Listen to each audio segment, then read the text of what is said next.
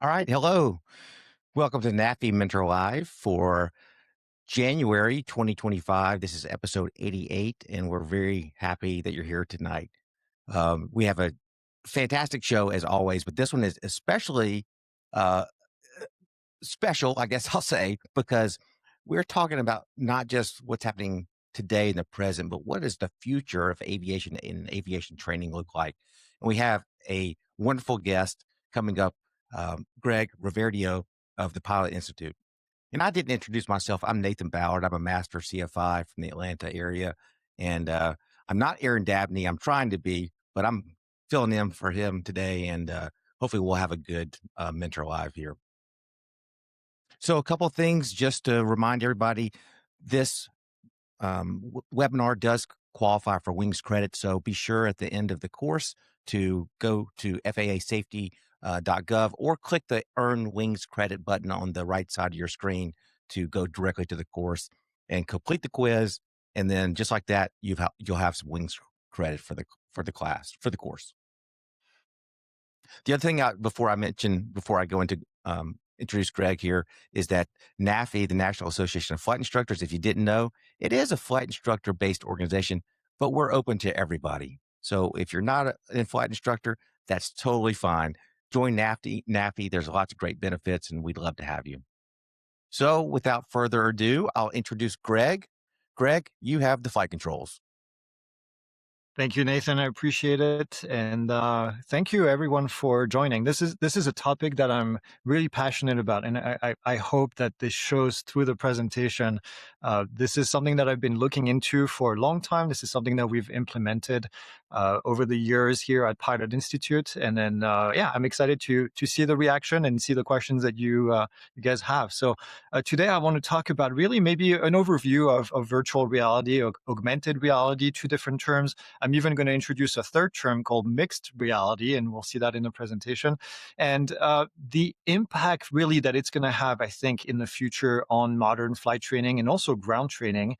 And then talk about, obviously, safety, the impact that it has, the cost reduction, which I'm the most excited about. We all know that flight training is really expensive, getting more and more expensive. And I think we have to find a way in this industry to reduce the cost of flight training if we want to bring more people into the picture. So I think this has the potential to really help with that. And then, of course, on the learning side, I'm an educator at heart. I've been doing this for a long time. And I can't wait to share all of this. So a little bit more about myself. I don't want to bore you with the details, but I'm the founder, the lead instructor at Pilot Institute. We've been in business now since 2018. I'm a CFI. Last year was my 20th year as a CFI, commercial pilot. I'm also a remote pilot. We do a lot of training at Pilot Institute for remote pilots. The reason is because I want to make sure that when we fly in the airspace, people know what they're doing when they're flying drones. I still fly airplanes to this day. We own a Diamond DA-40 here in Prescott, Arizona, and the last thing I want to see is a drone in my windshield. So, and I'm sure a lot of you are the same way. And before I did this, I managed flight school. So I spent a lot of time, for those that are familiar with FIT, Florida Institute of Technology in Melbourne. I managed their flight training program. I was there for 13 years and then moved to Arizona to manage a smaller flight school. I worked for Embry-Riddle here in Prescott for a few years and then went to start Pilot Institute. So I've been with the FAST team for quite a while as well, as a rep and as a drone pro. And then Pilot Institute is an industry partner, and we create a lot of courses on FAA safety. We issue a lot of Wings credit, actually 13,000 Wings credits since we started doing this online. So we have almost 400,000 students in our system. Like I said, a mix of manned aircraft and unmanned aircraft. And we've trained over 65,000 airplane pilots for private instrument and commercial combined. I'm proud to say that our pass rate is over 99.999%. I can count on four hands how many people have failed the exam with us. And then our average score is 92. So I'm also very proud of that.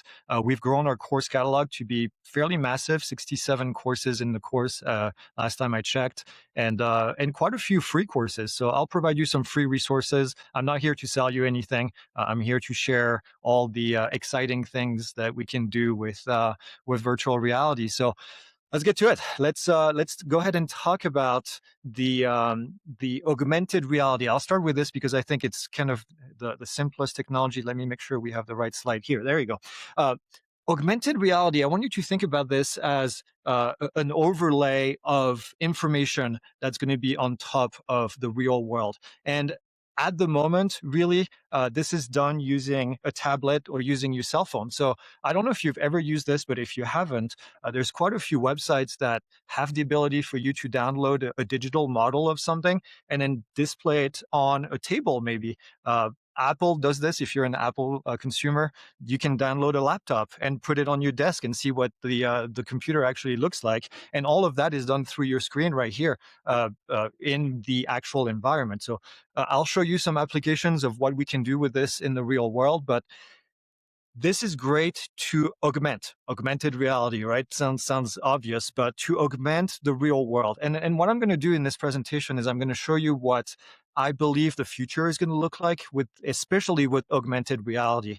It's really exciting, and uh, in the future, what it's going to look like, and I'll show you some examples of actual products that are out there, but it's going to look like this. It's going to look like a pair of goggles, a pair of glasses that you wear every single day. And the information is going to be displayed directly on the screen. And again, this is a little bit futuristic, but we have seen actual products that do this.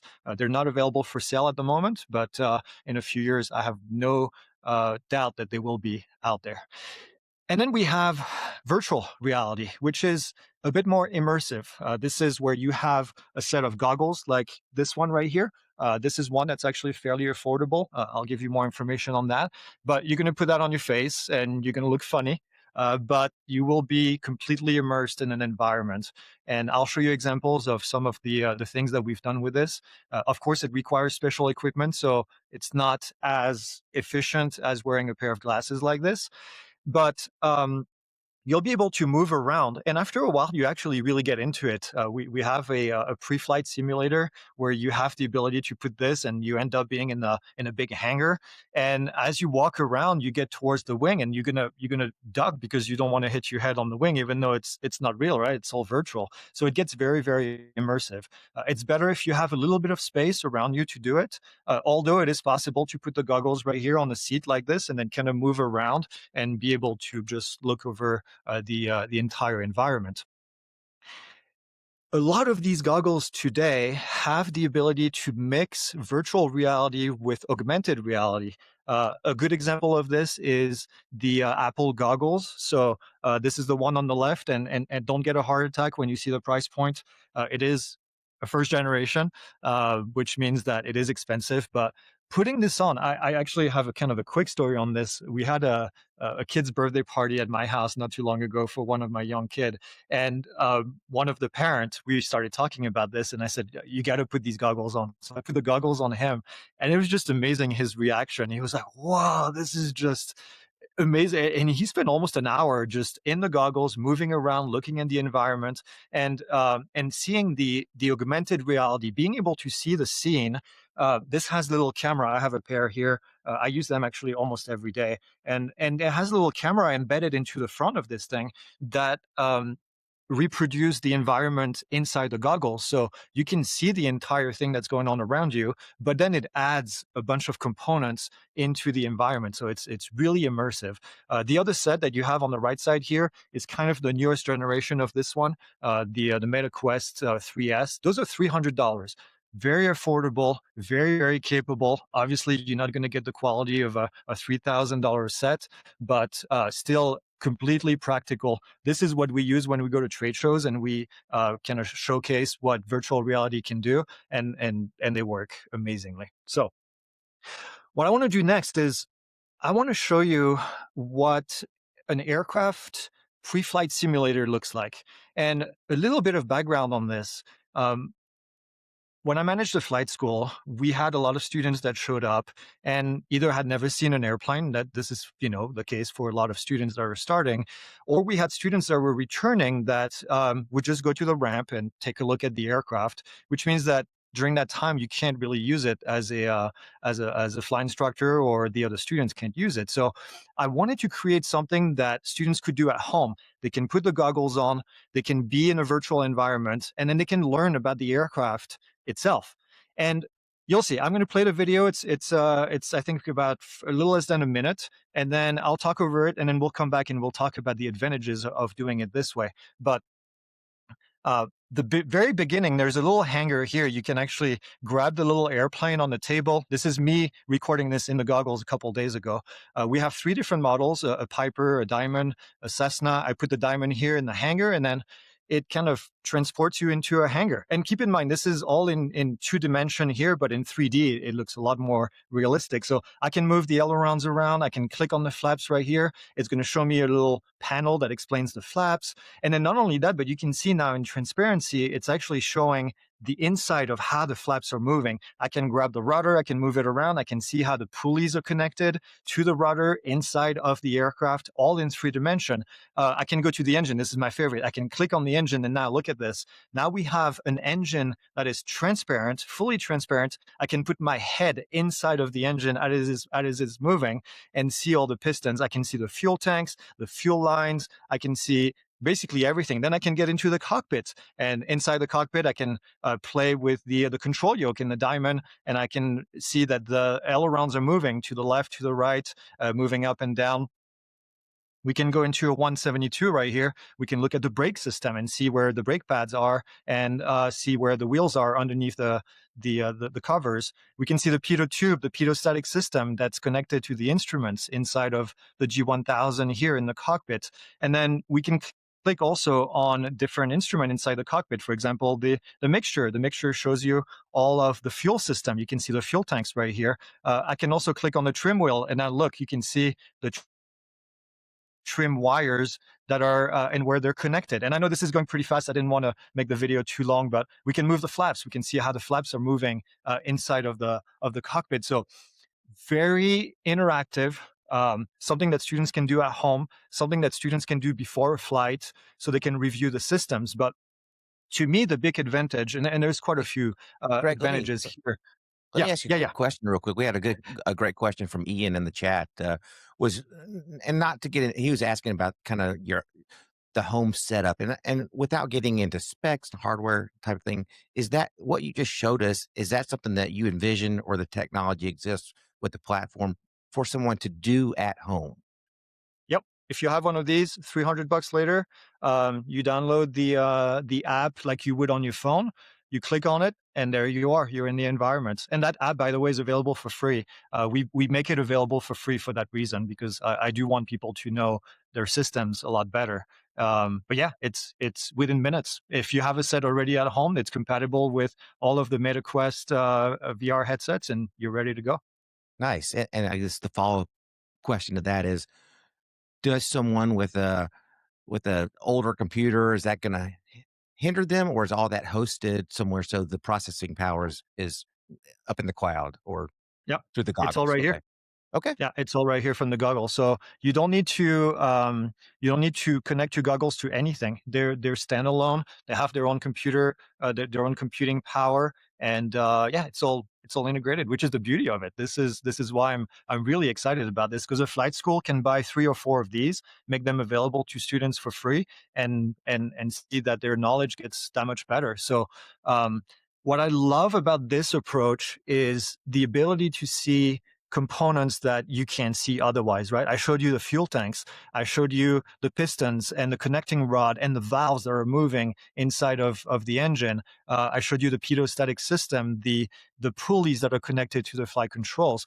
These are things that, unless you go when the aircraft is in maintenance and you're able to open the inspection panels, even the engine, you can't see it unless you have an engine that's taken apart. So it brings the knowledge of the students, and it's right here in front of their eyes in 3D. So I'm really we've seen a lot of feedback from students from this, of just them saying, hey, I showed up to my flight with my flight instructor, and he or she was very impressed with my knowledge on the aircraft. So and of course, a deeper understanding of the systems, because now you can see it all connected, and means your students are just much better prepared for their next flight. Now, in the future, what we are working on, so we're developing this in house, is the ability to do checklists right here in this app. And I'll show you what that looks like. I have a beta version as a proof of concept, but I want it all to be integrated in here. And not only that, I want the students to be able to spend more time on the engine, for example. So we're going to create a module that goes to the front of the aircraft. You click on that, the rest of the airplane disappears, and now you're left with this IO 360. And you're able to click on different parts. You're able to take the engine apart, put it back together as a quiz, and learn more about specific components. So that's the future, at least for us on the development side. I'm sure we'll see a lot more in the future as well. I want to see mechanics training based on this, and a lot of other things. So I saw a question that popped up real quick in the corner that asked about Wi-Fi. You need Wi-Fi initially to download the app, but after this, you don't need Wi-Fi. It's going to be all installed on your computer, and it's all stored inside right here. Perfect. There are a lot of great questions in the chat that Aaron is feeding over. And there's some hardware type questions. We covered the one about where's the processing happen. Um, can does the technology exist now, or is the platform built so two people can use the technology at the same time? Like Ethan's asking about an instructor student tour type of situation. Not at the moment, but one thing that you can do, which is what we do at trade shows, if you have an iPad or if you have a phone right here, you can look at what they're looking at. So there's a way, it's called casting. If you're familiar with AirPlay or Chromecast, it's the same thing. This is going to send a signal right here into your phone or into your app, and then you'll be able to tell the students, "Hey, turn to the left. Go ahead and take a look at the flaps," and then they click on the flaps or activate this. So you have the ability to provide guidance.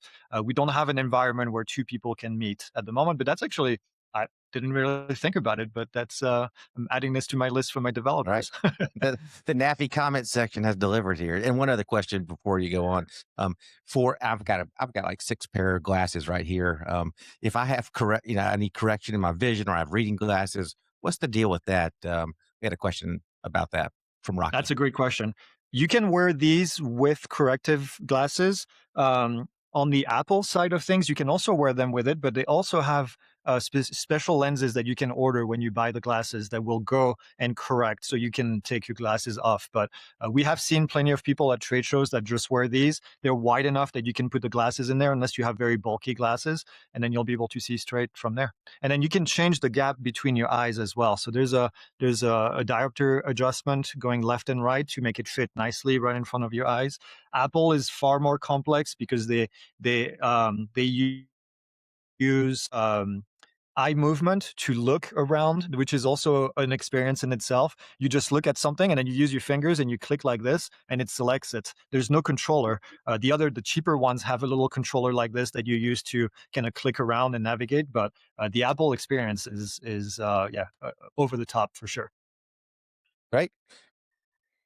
All right. The next thing I want to talk about is how we can use this for airspace visualization. So I'm gonna show you a video. We'll get back to the slides in a second. But the idea here is, how many of you have issues with your students? Show me your hand. Where students look at a sectional chart and they have no idea what this looks like in 3D, because they have to build this thing in their head, especially when there's complex airspace that overlaps and all of that. So we've designed a module that essentially takes you straight onto the top of a sectional. You're a giant and you can walk all over the sectional and you can point at things and click on them. And then the airspace builds up in 3D. And you have the ability to get higher, lower, depending on how you want to look at it. If you want more of a godlike view, or if you want more like a I'm on the ground kind of view, you can see here, this is Class E airspace. It explains where the base is, where the top is. You can see a Class D airspace. Here's a Class B airspace in Miami. So Class Bravo, it builds up all of the different layers of the upside down wedding cake. And now your students can really picture the further you are from the airport, the higher the airspace is. Here I'm building more volumes, Class E at the surface. Here's a Class Charlie north of, I think it's Fort Lauderdale, north of Miami. And you can see all of these modules building up, and you click on them again and they just disappear. You can see Class Alpha. right at the top. You can turn that on and off. We've built the restricted areas, right? Sometimes the restricted areas are layered, where you have an Alpha, a Bravo, a Charlie on top of it. This will show you everything. Now, we've designed it for the Miami sectional at the moment. This is more of a proof of concept that we're using. We're building a much larger model where you'll be able to have more sectional charts. But what we've seen from students, the feedback on this is the ability to improve your situational awareness when you're flying. You've seen it on the sectional chart. Now you're in the airplane, and it's almost like you can visualize these volumes in front of you as you're flying, because now they make a lot more sense. This is great for telling a student that's going to be flying in that area. You put the goggles on and you say, hey, let's get familiar with this area because we're going to be flying here a lot. You can visualize the airspace. You can see where maybe the waypoints are, or the reporting points for the airport. We're also building this so that you can have um, a an obstacle and build the obstacle in 3D so you can see it in the airspace pop. I can think of near Orlando, there's a lot of very tall towers, like 2,000-foot towers. So we can build those in the 3D airspace, and then you can see exactly what's going on. So great for saving time and money, obviously, on the ground, something that you don't have to teach in the airplane, which is difficult to teach in the cockpit. And then like I said, we can include terrain. Now, we pick Florida because Florida is flat. I live in Arizona. We have mountains all around. We have 12,000 foot terrain nearby. So this would be great also to kind of visualize the airspace along with the terrain at the same time. And of course, in the future, I want to have several things in here. I want to have some sort of traffic, possibly even live traffic from an ADS-B feed. And then you have the ability to see this popping up in here. TFRs possibly that are popping up, right? You go before your flight, you can put these on, you can see all the TFRs that are in place and visualize them.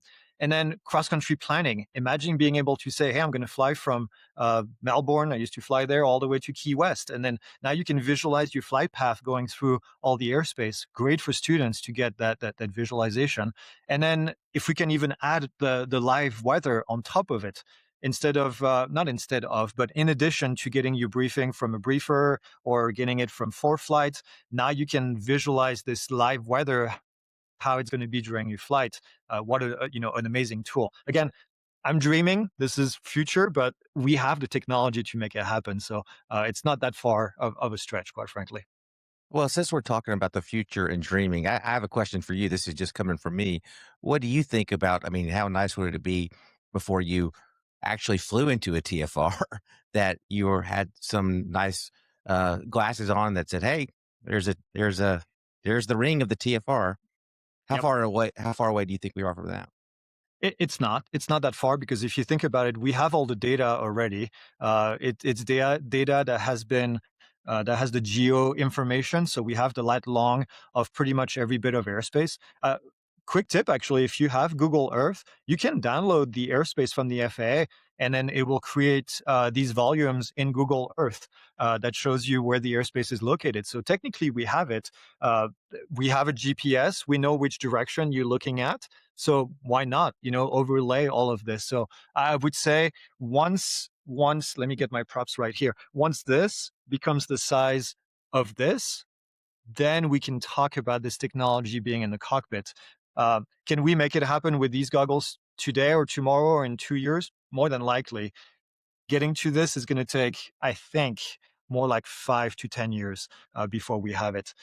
So yeah, but yeah, I have a little bit of that later on in the presentation. I want to talk about the future and what I think the future is going to look like. But the future is bright. It's exciting. And before we go to the future, I want to grab a couple of questions from the chat because it's so interactive and lively today. Dwayne was asking about the pre-flight sim, which um, clearly we all liked. Will it ever be available, like just as an app, maybe where you use your finger to, uh, as touch enabled, so you can do the same pre-flight without goggles or glasses? Maybe you can just go walk around and tap things. Yep. So that's augmented reality in this case. I absolutely see a time when you will be able to put these on and then you go do your pre-flight and something doesn't look right, and the augmented reality tells you, hey, you might want to take a look at this. Maybe there's a stain right there on the ground that doesn't look right, so your fuel tank has been draining, or a screw doesn't look right or is not there, or there's a crack somewhere. I can absolutely see that happening, and this is not today. I think we need a little bit more tech to visualize that you are at the airplane, what model it actually is, and make sure that it has all the knowledge. But with the way, I mean, this is goes into AI, artificial intelligence, where we have these models that can have all of that knowledge. It's absolutely possible. All right. Any more questions before I move forward? No, yeah, we'll keep going. That sounds. Go ahead, Greg. Awesome. How many of you are familiar with? Let me see. Make sure it popped up. With this beauty right here. A nice little poster that you have in your bathroom or in your bedroom, and you take a chair, you sit in front of it, and then you rehearse, right? You go through all your flow, all your checklists, make sure that you hit everything in the right order, and before you go for your check ride. Um, Good news, we can do this in two different ways. I'm going to show you first how we can do it in virtual reality, and I'm going to show you how we can do it in augmented reality. And the augmented reality one is available today, and I'll give you that resource. Also available for free, which is really cool. But let me play a little video. So this is something that we also built as a proof of concept. Now, imagine the pre-flight simulator that I just showed you, and imagine having this module right here inside of that simulator, all in one place. So you sit down in the cockpit, you practice your checklist, you pick a checklist, and then now you can practice. So this one is in a 172. You can see my left hand. I have my left hand right in front of my face here. And then I don't know if you can read the checklist, but there's a checklist here for fire and flight. So I'm going to go and first pull the mixture. Okay, that's the first item in the checklist. Next item is to go down here and pull the idle cutoff. So there you go. And then we have to go to the next item. And I did it wrong on purpose. So I'm clicking something. And oh no, that one is actually correct. I did it correctly. And then we have to go to our master switch, click that off. And then finally, we have to go right underneath the control yoke right here and push that in. And there you go. So now we've done the entire checklist. It's very visual. You have to move your head around. You have to interact using the joystick, and you can practice this as many times as you want. So skill retention through repetition. That's the first thing here. Practice this as many times as you want. You have a student that's not good with their checklist, send them in the VR checklist and then have them practice for an hour. Where is everything located?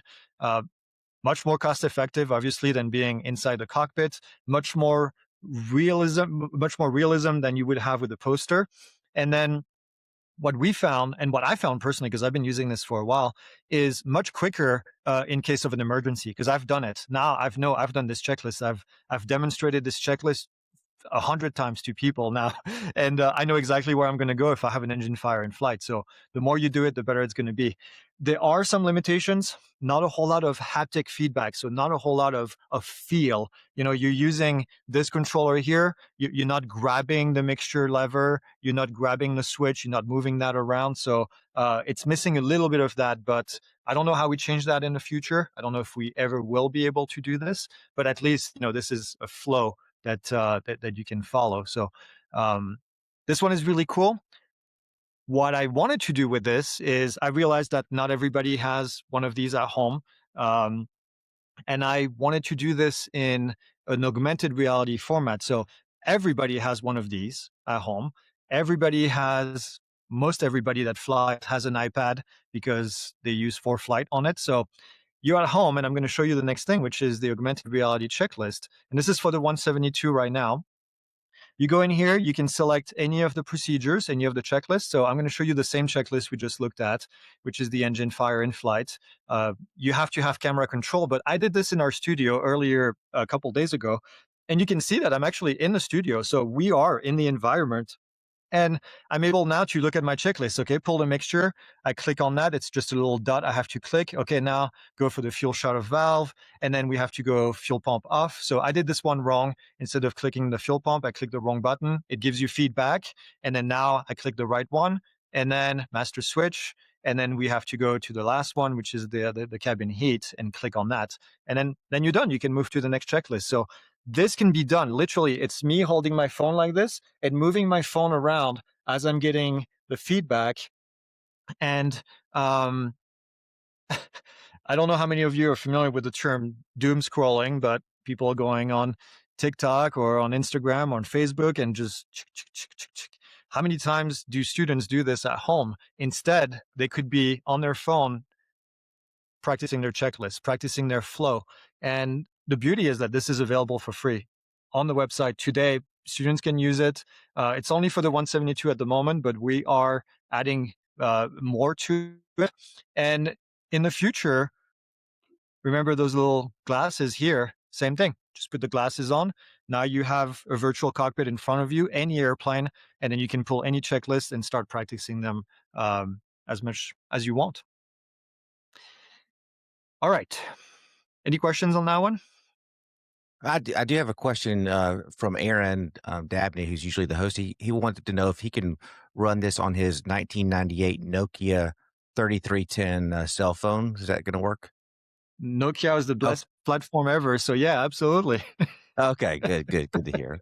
But in all seriousness, there are a couple of other questions on like the checklist that you brought up. Can something like that be customized, or is that just Mhm. built into the platform? Austin is asking if that's something that could be customized for the airplane he flies.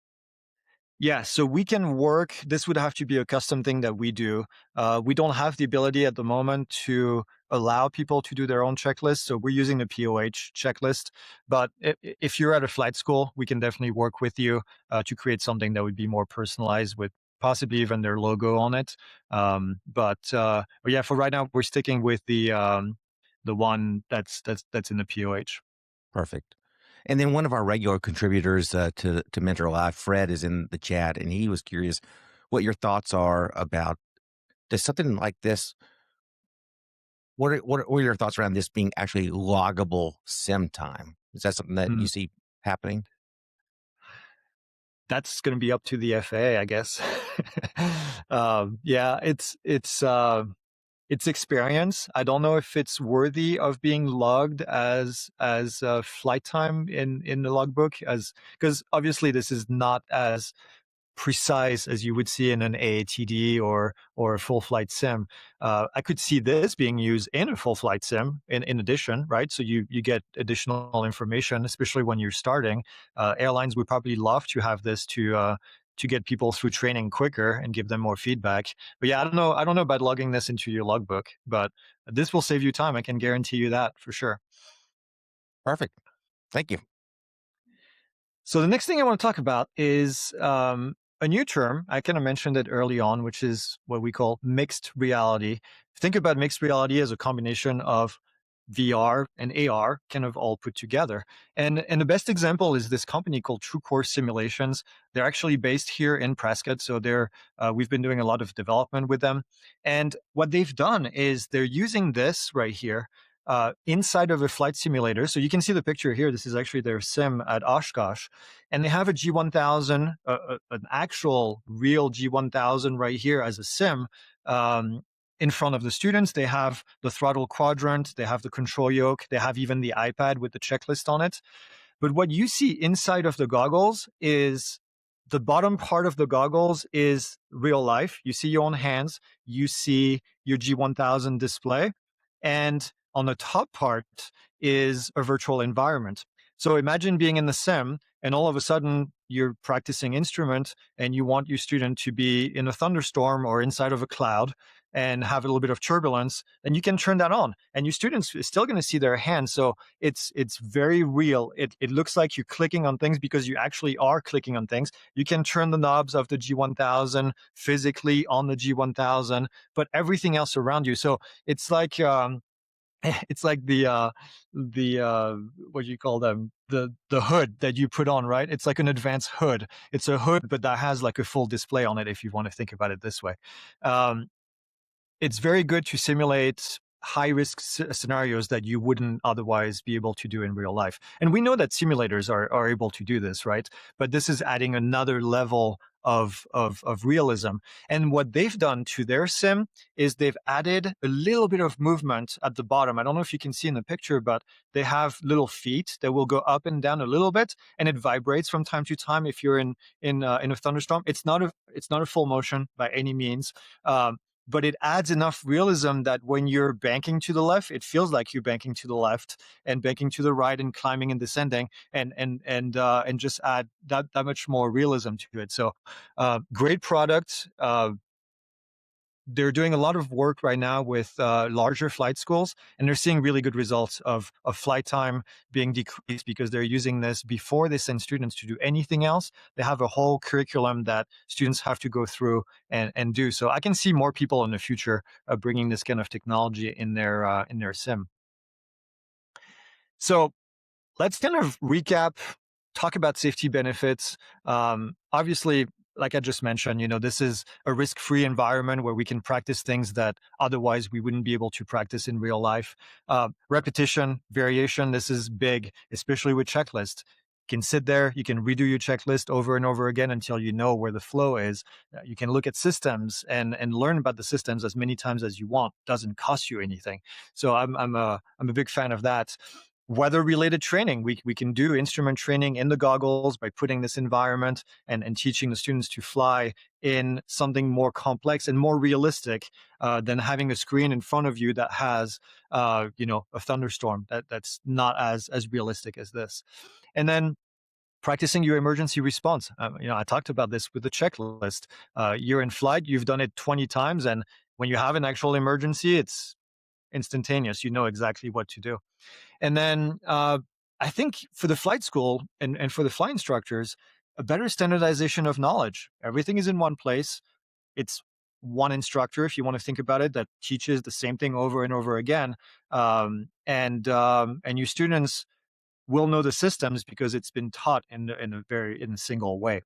And then very easy to integrate into your current syllabus.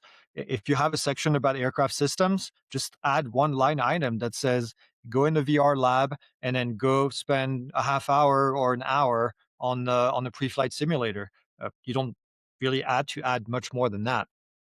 And then as far as CRM, crew resource management, we can do uh, a bunch of different scenarios and vary the scenarios. So it really helps with that as well.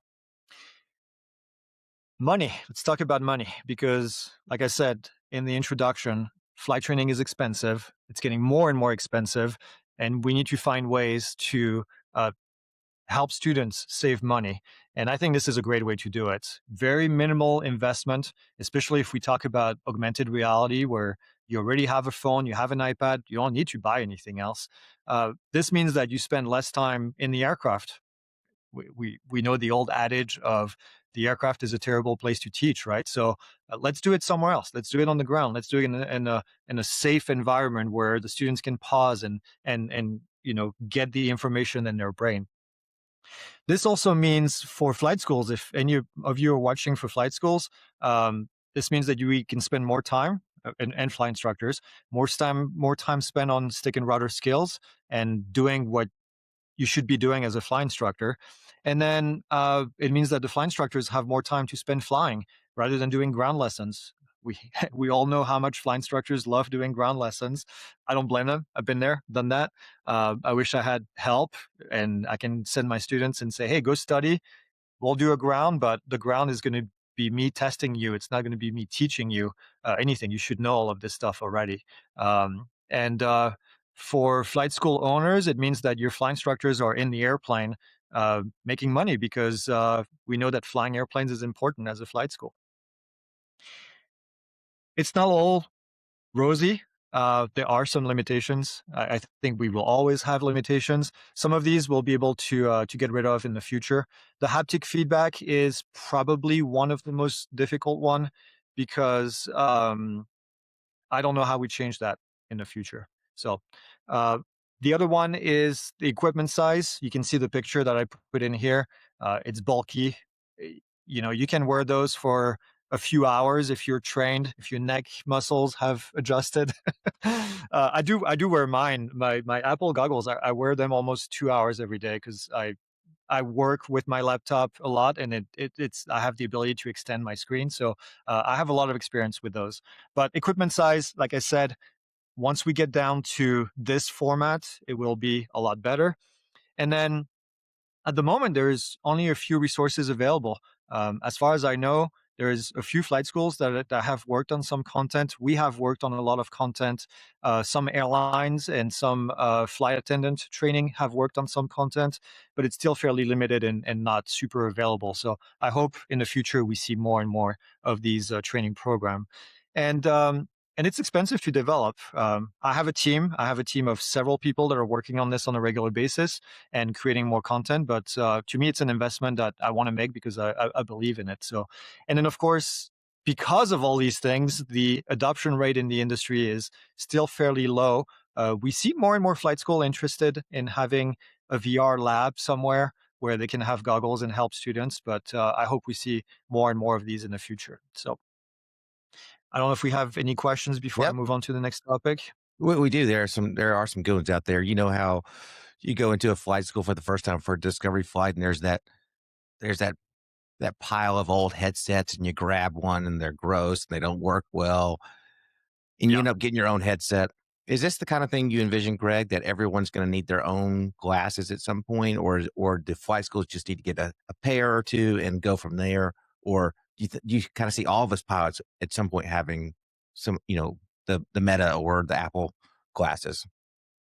I think it will become a bit more mainstream where, just like you have a phone, you'll have it. I have a crazy prediction, but not everybody agrees with it. But in the future, I can't tell you 5 years, 10 years, 15 years, this will be the only device that you have. This will be your computer. This will be your iPad. This will be your iPhone, and your laptop. Quite frankly, you'll have maybe a keyboard and a mouse if you're someone that lived in the 1980s and 1990s.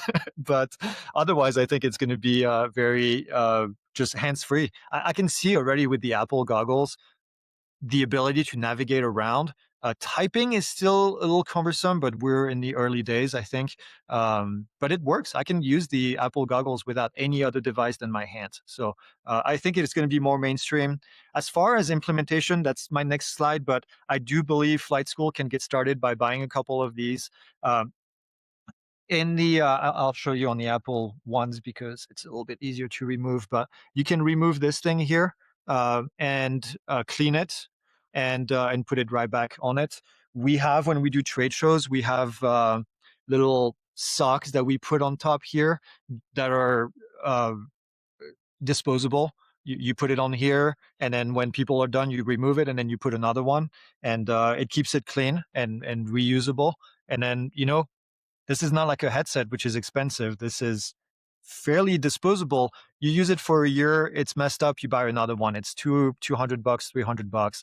I think the flight schools can afford that kind of stuff if it provides a good service to the students. And maybe you have a lab fee. You have a $20 lab fee or $50 lab fee that you included in there, and it helps to regenerate and buy new devices as you go. So, but yeah. I appreciate you answering the question about the sock or whatever the cleaning deal. That was a couple of questions in the comments about how do we share these things if we're all not going to have them. But another question that a good one, because one of the limitations that you mentioned was the lack of haptic feedback. George, who's on the NAFI board, asked if you have any thoughts or opinions on haptic feedback gloves. Yes. Yeah, that is one of the options for sure. It's not it, it's another device that developers have to work with and code into their program. So there's a limitation there. But yeah, I think that's one of the options. Another limitation that I didn't really talk about is that, well, I kind of mentioned it a little bit. You need a little bit of space if you're going to have people walk around and interact with an object. But companies now are making a call it a multi-directional treadmill. Think about the treadmill, right? You walk on the treadmill and you can only go in one direction. Well, companies now are making those so that you can actually go in all different directions and walk and not move anywhere physically, but the software knows that you're moving forward. And so now you have the ability to just really interact with the environment and being in a single location. So I I hope this technology becomes more mainstream. Interestingly, Disney has developed this technology, which is just amazing. It's a bunch of little wheels that you can walk on, and it's even hard to describe because it's pure science fiction at the moment. But there's a couple of videos online if you're interested with this. Just type the Disney VR simulator or something like that, and it's going to show you. And it's just incredible. So I think in the future we'll see more of that development. Couple other questions to hit you with, Greg, because we're doing pretty good on time. Jennifer was asking about with the download and the goggles that you have. Would you, in simplest terms, describe that as a simulator? Yeah, yeah. Okay. I think it's a simulator. You know, it simulates the real life, and and you can interact with it. So yeah, I think that's a right word.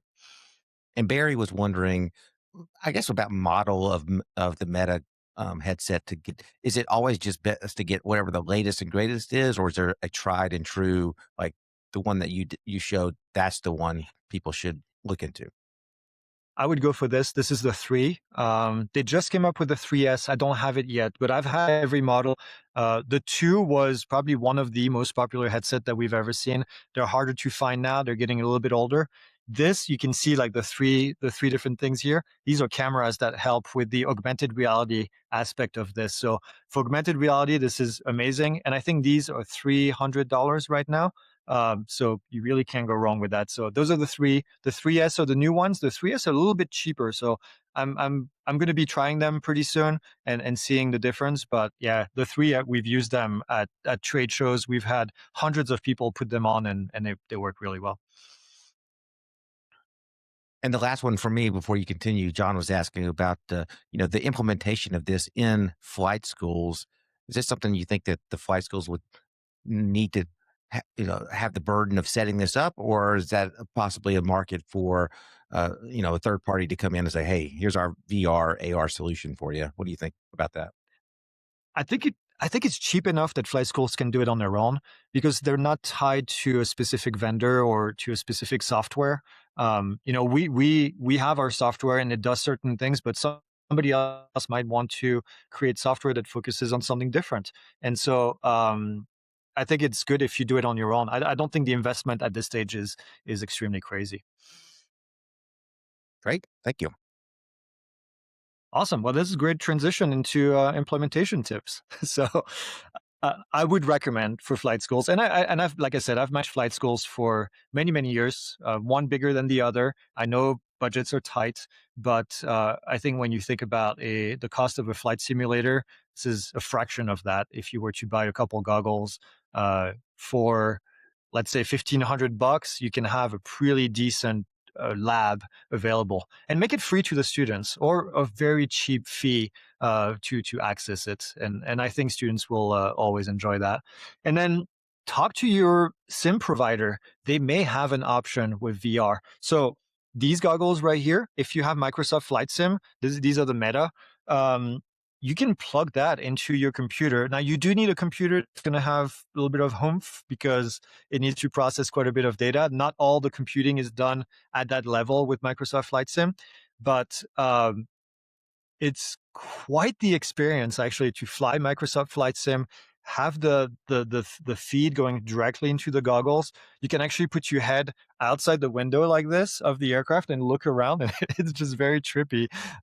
If you've obviously you've never done that in the 172, unless you fly with the windows gone. But yeah, it's just a really interesting experience, and it really adds to the realism. So even that is a really easy update. Uh, it's not FAA approved. It's not an AATD. It's just Microsoft Flight Sim. But boy, Microsoft Flight Sim has the last 2 version, the one that just came out and the one before that. They're great. They're just so real, and the cockpit inside just looks beautiful and very realistic. So, um, talk to your students. If you're a flight instructor, if you're a flight school, they may have goggles at home because a lot of students just use them for video gaming, for whatever it is, and they may just have them available. So tell them to download the software, tell them to practice at home. It's going to save them money. It's even better because they don't have to spend any money in this case.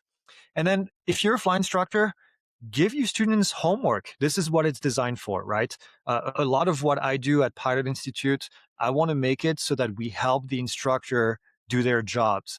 And I want students to be ready for their lesson, because historically, if you look at why students don't do well during a lesson, it's because they weren't ready for it. They didn't know what they were going to cover, because either they forgot or their instructors didn't tell them, and then they go in blind and they haven't studied. So have them do this at home, and be ready for the next lesson. So you say, hey, tomorrow we're going to talk about systems. Spend an hour tonight in the goggles, review the systems, and then we'll talk about them tomorrow. And something they can do easily. All right, let's talk about the future. Exciting stuff. These are real. These are from Meta. They're called Orion. Interestingly, they came up with them. They have them available to certain people to test, but it's not something that they're going to produce, which is an interesting business model if you think about it. This is more testing for them in the real world, to influencers and people in the space, and get feedback from them. You notice that they're a little bit chunky, but they're not this chunky, right? They're not to the level of my sunglasses here, but they have a ton of technology inside. They have the ability to display all the information inside, and to augment what you're looking at. Now, you're not going to see the full immersive experience that you see in these goggles, because your eyes are still looking outside. There's no way to block the light on the side, to block your vision on the side like you do on VR goggles. But these are AR, they're augmented reality goggles, and that's really what they're designed for. So what I see in the future, and this is me just dreaming a little bit, I see using a lot of AR, like these goggles, for, let's say, runway operation. Imagine you're on final, you've been cleared for runway 21 left, and you're lined up for runway 21 right. Well, 21 left is highlighted with a slight green overlay, and 21, what did I say, 21 left, and then 21 right is highlighted with a red overlay because you haven't been cleared for that. Taxiways, you can see the taxiways. We don't want to land on a taxiway, right? Some people have tried; it doesn't work well. Those taxiways are highlighted in red as well. Imagine you landing, you're in Chicago, and you have a crazy taxi clearance. Now we can visualize the taxiway clearance on the ground to get to your gate or to wherever it is you're going. So all of this overlaid on top of your goggles right here that you're wearing during the flight. I call it the G10,000. That's the new Garmin product. Flight planning. Think about your route visualization before you take off. You put the goggles on. I've mentioned this already. You can visualize your entire route of flight, looking at it over terrain, looking at it over airspace, looking at weather, and then you put your glasses on, and now you can visualize in 3D where you're supposed to be flying, like a heads-up display kind of, but it's straight into your goggles. We have that technology today with the heads-up display, but now you can have it in here. You can see airspace in the distance. Hey, there's a Class B over there. I want to make sure I don't bust that. Or there's a Class Delta right here. Before I enter, I need to get authorization. And even better, you could even have the frequency of that airspace showing up right here on top of the airspace. Now you can dial your frequency and you're ready to go. So not science fiction, quite frankly. It's around the corner. Instrument training, visualizing the instruments, what information they're giving you, but also being able to see your checkpoints in the distance, being able to see your GPS route, and being able to see just a whole bunch of things for instrument that we can do here. Ground operation, I've mentioned already, doing your taxi when you're on the ground, but you mentioned earlier, Nathan, the pre-flight inspection. You put the goggles on. Now you're doing your pre-flight of the aircraft, and it's going to help you find things that don't work. Enhance situational awareness. Being able to imagine you're at the end of the runway, and you look to the right, and you can see that there's an aircraft coming on final, and overlaid on top of it is the information. I fly in Prescott. We have Embry-Riddle aircraft everywhere. 12 of them in front of you most of the time. And now you can see their tail number and what altitude they're at, what runway they've been cleared for. And you can see another one behind it and another one behind it. Your flight controller, you can see your controller, you put the goggles on, you can see traffic in the distance because it's enhanced, it's on top of your display. So a ton of things that we can do. Like that's the one I just mentioned with the traffic control. Flight attendant training. Why not have flight attendant like in this picture, learn about the galley and learn about all the different procedures using virtual reality or augmented reality. And then the last one of my favorites, mechanics training, where we can have mechanics look at parts that they've never seen before, being able to take them apart in 3D and being able to understand how the part actually works and visualize it, and then being able to fix your airplane doing this. So again, kind of half science fiction, but I don't think it's that far of a stretch, quite frankly. And this is it. This is the end of my presentation. So I've got a bunch of resources here. They're all available for free. This is all free stuff. We have the checklist the augmented reality checklist that I mentioned. The pre-flight simulator is in there as well. And then we have deep dive courses. I haven't mentioned those. They're not virtual reality or augmented reality, but we talk about an airplane, a specific aircraft, and for about 2 hours, we give all the information about the aircraft. So a great way for people to learn about the systems, and we have the 172, the DA-40, and the Piper Warrior, the most popular trainers that you find out there. And I'll shut up for a while until I have more questions. That's great, Greg. We're closer to the top of the hour, so I wanted to Yeah. hit you with a couple of rapid fire questions. It's such the chat is just alive with things, so we'll go rapid fire on a couple of these if you don't mind. Have Yeah. you heard of any major manufacturers like Textron or Cirrus or any or Diamond using any of this VR AR technology for their training efforts? Yep, one of them, Cirrus, has a great VR program from what I've seen. They're using actually the Apple goggles for that, and they're the only ones that I know of that are doing Okay. that. Perfect. And then there was a question about the hood type training where you have some virtual and then it's live down below. What was that called again, It's called John? TCS, True Course Simulation, and that's called mixed reality. We call it. It's a mix of VR and AR. Perfect. Thank you. And then Charles asked if you had to put all your chips on one of these, where would you see the emphasis being, AR or VR? AR for sure. I think because of the ability to still see the real world, VR is great, but it separates you from the real world, and I think that has quite a few downsides. But I think AR is definitely the future. Perfect. And the last one I'll ask is, what's your favorite airport you've ever flown into?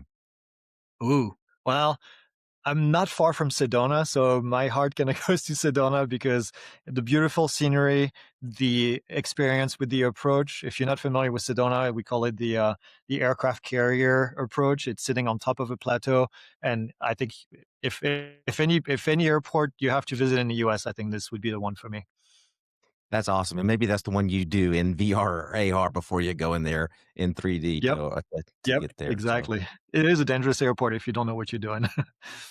well, Greg, thank you so much for being here. It was again, a lively chat. Everyone's very excited about this presentation because we're talking about, like I said in the beginning, the future, right? This is what we all get Yep, excited about. So, Greg, thank you. awesome.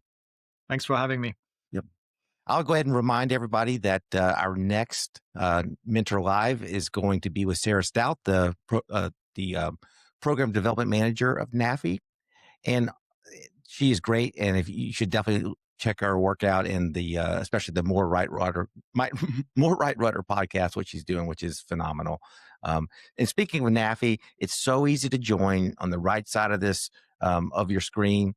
You can click there and join, and the benefits far outweigh what it costs to join. And you don't have to be a flight instructor. We want everybody to join because the resources and the networking and the information that you get out of it, it helps all of us be safer pilots. So please click that link and join NAFI. We'd love to have you.